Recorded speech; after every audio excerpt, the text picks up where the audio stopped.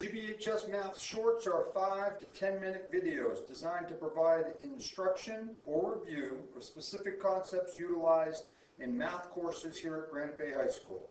We hope you find them useful and helpful. This math short is factoring step number 3, perfect square trinomials or PSTs. Here are your 7 factoring steps that we're looking at. You can find the other 6 at other GBHS math shorts. Here we're looking for a perfect square trinomial, and perfect square trinomials will always factor to a binomial squared.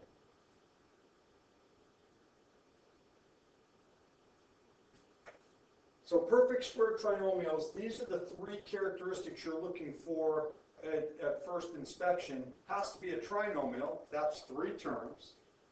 Terms are separated by plussing or minusing.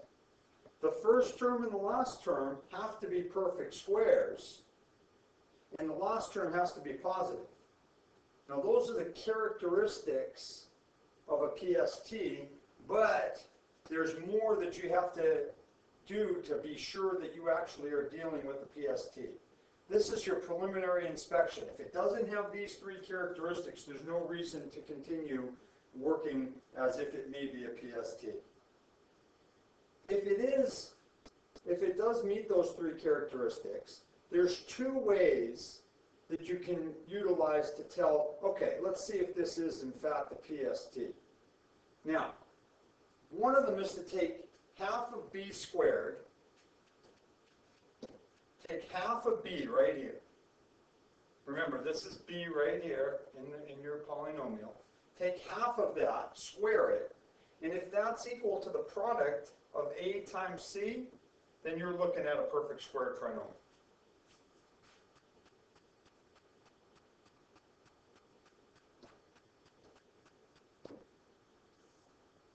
So half of b, and then square that. If that's equal to a times c, you have a perfect square trinomial.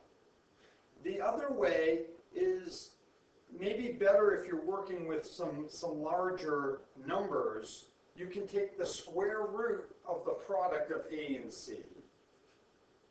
And if that's equal to half of b, you have a PST. Or even better, if a and c are big numbers, if you're looking at a and c, and you're looking at coefficient for a or the constant c, and those numbers are pretty big, it's really a challenge to multiply them together. Or if b is a large number and you take half of it, squaring it isn't the most efficient thing maybe in your head. But taking the square root of a and multiplying it by the square root of c, if that's equal to half of b, then you're going to be good to go.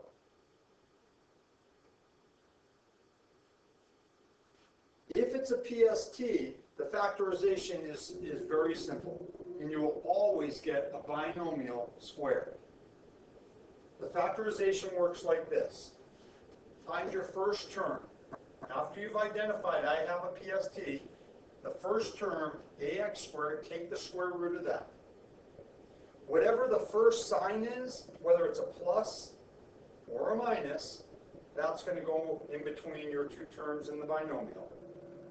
And then take the square root of your last term, or in this case it may be just a constant, but sometimes there's a variable there as well. Then wrap it in parentheses and square it. There's your binomial squared. Now some of you are thinking, well, if I do that, we didn't do anything with bx. What happened to my bx term? Remember in the math short that says squaring binomials, the 9 words, square the first. When you square the first of this binomial, you'll get the first term, ax squared.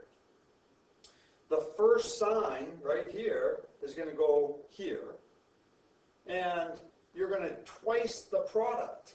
The square of this, square root of the first, square root of the last, you multiply them and double it, that gives you the bx term. And then when you square the last, you get the third term in your trinomial. We'll show you that in these examples coming up.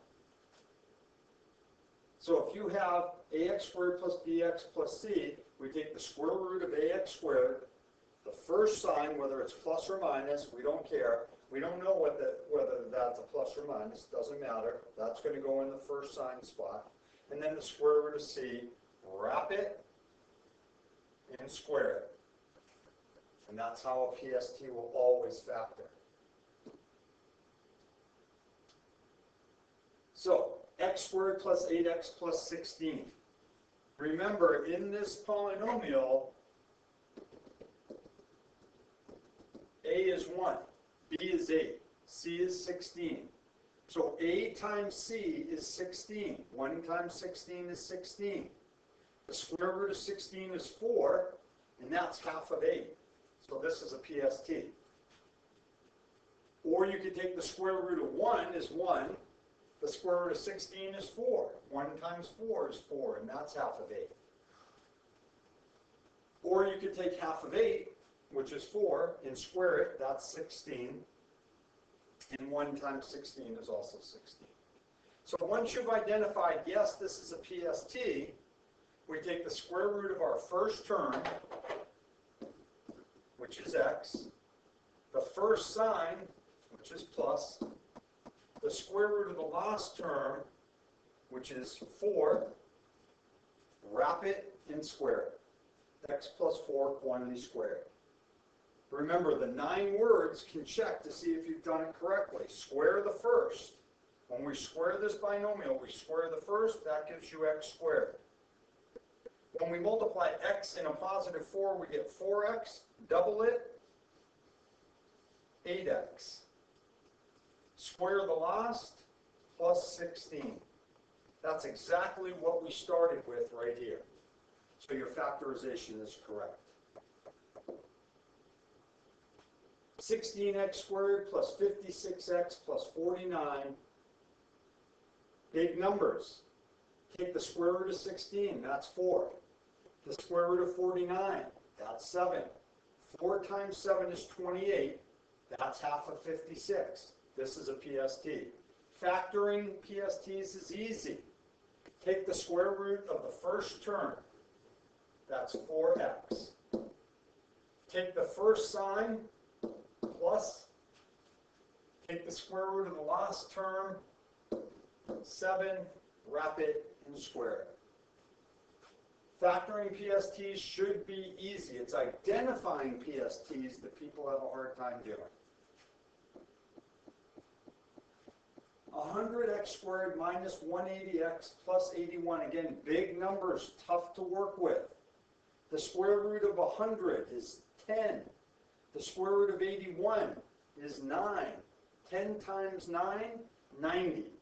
Is that half of 180? You bet. So this is a PST. How does it factor? Take the square root of the first term, 10x. The first sign, minus. The square root of the last term, 81, is 9. Wrap it and square it. 10x minus 9 quantity squared. Again, quick check. 10x square the first, 100x squared. Multiply 10x and minus 9 together, that's negative 90x. Double it, negative 180x. Square the last term, plus 81. That's exactly what we started with. This is a good factorization.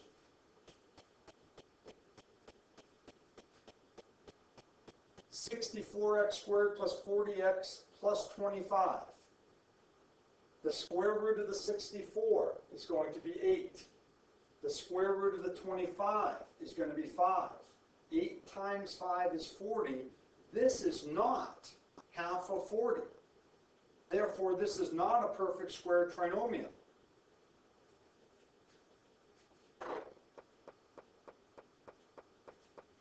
It doesn't factor according to this pattern. It doesn't meet the criteria. It isn't going to prevent some people from trying to factor it this way, but we really don't want to do it. We don't just look and say, oh, these are perfect squares, so we take the square root of the first is 8x, the plus, and the 5, wrap it and square it, because that 8x plus 5 quantity squared does not give us 64x squared plus 40x plus 25.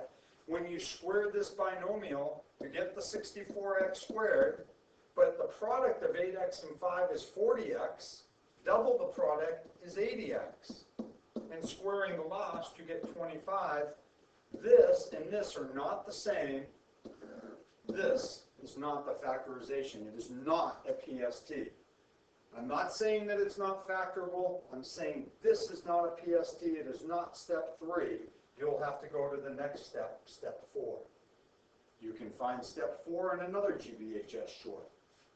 Don't forget, you also need to always check to see if there's a GCF before looking to see if you have a PST.